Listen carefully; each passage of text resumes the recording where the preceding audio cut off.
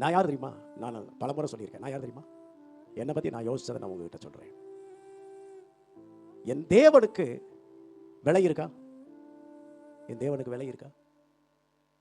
சொல்லுங்க. எவ்வளோ விலை மதிக்க முடியாதவர் அவர் எனக்குள்ள இருக்கிறாருன்னா எனக்கு விலை இருக்கா? இந்த உலகம் முழுவதையும் ஒரு தராசிலும் நான் என்ன ஒருத்தனை ஒரு தராசிலும் வைத்தா என்ன குறித்து நான் நினைக்கிறேன், யாரையும் தாழ்வா நினைக்கிறேன் நினைக்காதீங்க. உங்களை குறித்து நீங்கள் அப்படி நினைத்துக் கொள்ளுங்கள், தேவனை மகிமைப்படுத்துங்க. நான் சொல்லுவேன், இந்த உலகம் முழுவதும் இதில் உள்ள ஐஸ்வர்யங்கள் செல்வங்கள் அனைத்தையும் ஒரு தட்டிலேயும் என்ன ஒரு தட்டிலையும் வச்சா என் தேவன் என்ன கை நீட்டி நான் உன்னைத்தான் நேசிக்கிறேன் என்று சொல்லுவார். இந்த உலகத்தில் உள்ள ஐஸ்வர்யங்களை எல்லாம் இதெல்லாம் அவரால் கொடுக்கப்பட்டது, உண்டாக்கப்பட்டது, எல்லாம் அவருடைய வல்லமையின் மகிமையினால் உருவாக்கப்பட்டது. அவர் வேணும்னா அவர் இன்னும் அவரால் உருவாக்க முடியும். ஏதோ ஒரு கோல் ஃபுல்லாவே தங்கம் தானாமா. ஸ்தோத்திரம்.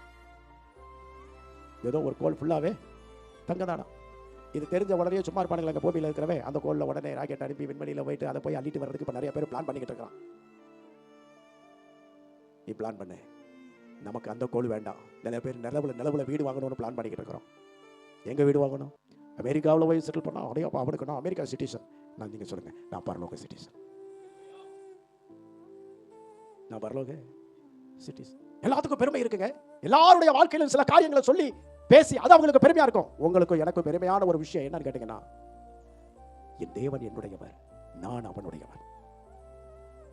என் தேவன் எனக்கு சொந்தமானவர், நான் அவருக்கு சொந்தமானவர். என்னை தம்முடைய சொந்த ஜீவனை கொண்டு அவர் வாங்கி இருக்கிறார். எதற்காக?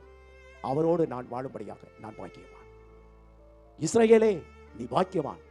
ஏன் என்று சொன்னால் நீ மீட்டுக் கொள்ளப்பட்டவன்.